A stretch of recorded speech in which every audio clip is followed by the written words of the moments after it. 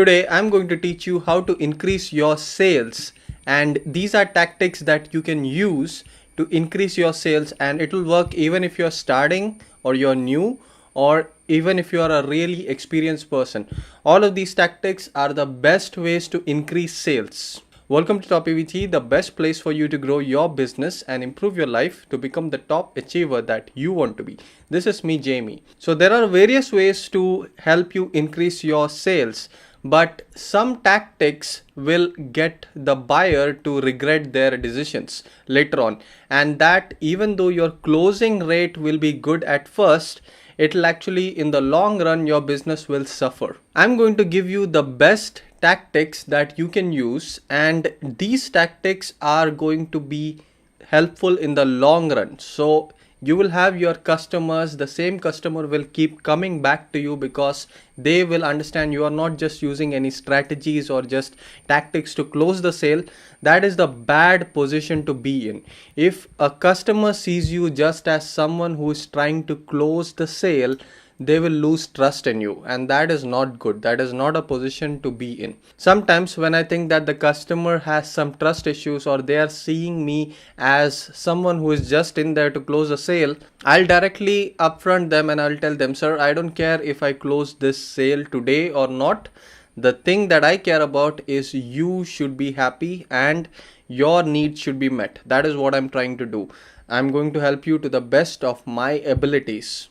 Don't ever come through as a person who is just there to close a sale. You will not be able to generate trust and your closing rates will be hit really bad. So that is the number one thing you have to follow. That being said, these are some of the tips that you are going to use and they will help you to increase your closing rate. Step number 1, break it down into easy amounts. Many times what happens is your amount, it might be 3 lakhs, 4 lakhs. When I'm trying to close a sale, it's sometimes 5 lakhs. If you directly go and tell these large amounts, what happens is the customer has the price tag issue. That is, they will automatically dwell on the price tag and you won't be able to get them out of it. So even if you're telling the benefits, they are still thinking, oh, 5 lakhs, oh, 5 lakhs. So what you have to do is make that amount into manageable amounts. Example, if I were to tell them that the amount is 5 lakhs, what I will do is I'll tell them that's only 42,000 per month. So you're only paying 42,000 per month, and that's a good amount to have. Even though you're not having an EMI scheme, what you're telling them is your investment is only 42,000 per month and you're getting all this. That is a much more easier amount to get your head around than 5 lakhs. Oh, I have to pay 5 lakhs. Can you understand the difference? The next thing you have to understand is ignore the customer's excuses. You are there to convince the customer and tell them the benefits of your product. The customer will automatically give you some or the other excuse. Ignore the customer's excuses because they are made up excuses most of the times. They are trying to, that's their job. That's what the customer does, and that's a default situation when you are the customer also. Don't reciprocate their own excuses to them. That's not what you are there for. Number 3, never be defensive or argumentative about your product. The customer might say some negative thing about your product. You are not there to defend the product. What you are there is to tell the benefits of the product. That's your job. Tell the benefits of the product. Convince the customer that, okay, this is the benefit. This is what you will get if you buy this thing. That is the only thing you have to do. Just give them the benefit of the product in the right way. Step number 4.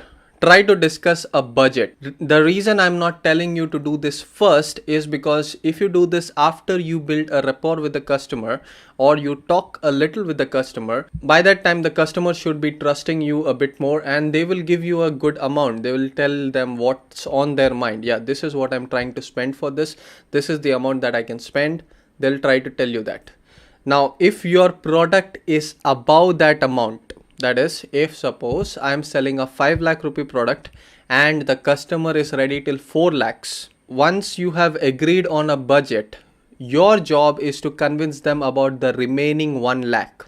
It's much more easier to convince them about the remaining 1 lakh than to convince them about the entire 5 lakhs. The customer has already decided that 4 lakhs is the amount I'm going for. So 1 more lakh is easier to sell than if you were to convince them about the entire 5 lakhs. Number 6, the customer doesn't know what they want. It's your job to tell them what they want.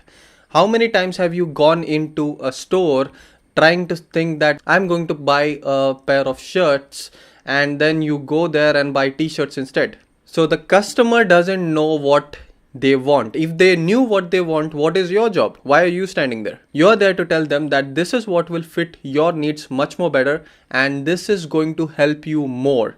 You're trying to give them the benefits of the product and get the customer matched up with the right product. You're playing matchmaker. 7th and the last tip I want to tell you today is you have to give even the negative points in a positive way. Example, the Mercedes has automatic wipers. So as soon as the rain comes, rain sensing wipers, they'll automatically come and start working. Cars like the Hyundai Elantra don't have this. Do you know what the Hyundai Elantra salesman said to me? That is a 25 to 30 lakh rupee car. So what can they do to convince me that, when I say that, oh, this doesn't have rain sensing wipers, they tell me, oh sir, if you have rain sensing wipers and suppose, some rocks or something like that are on the windscreen, the wipers will start moving and that will scratch your windscreen. See how they made a negative into a positive. Now, I'm not telling you to become a car salesman and start using their tactics. They lack the trust that you have to build with your customer. I want you to build trust with your customer. The customer should understand that, yes, this guy is never going to dupe me. If you can build that trust, then you are going to be able to close deals with them. Not only close deals, you're going to be able to form a good relationship with the customer that will last a long time. You are an entrepreneur, you are a business person. You have to have a long-term relation with every customer that is possible. So if your product has any negative or the customer points out some positive that your product doesn't have, try to see if there is any way to turn it around. If you can present it in the right way, the customer will understand that it's not so much of a negative. So these are the 7 points that I want to share with you today. And stay tuned, I will be doing more of these videos. There is a daily theme on this channel and every day you have a different theme. But the main focus of this channel is to make you a better person, the top achiever that you want to be in your life. If you have any comments or suggestions, leave them in the comments below. If you have any topic requests, leave them in the comments below as well. If you want to get in touch with me personally and need my help with anything, entrepreneurship help, business help, or any advice, you can contact me directly. There is a number in the description, WhatsApp on that number, and my assistants will set up a phone meeting with you, and 30 minutes is going to cost you 1,000 rupees. Like, share, subscribe. This has been Jamie for TopEvt. I'll see you in the next video.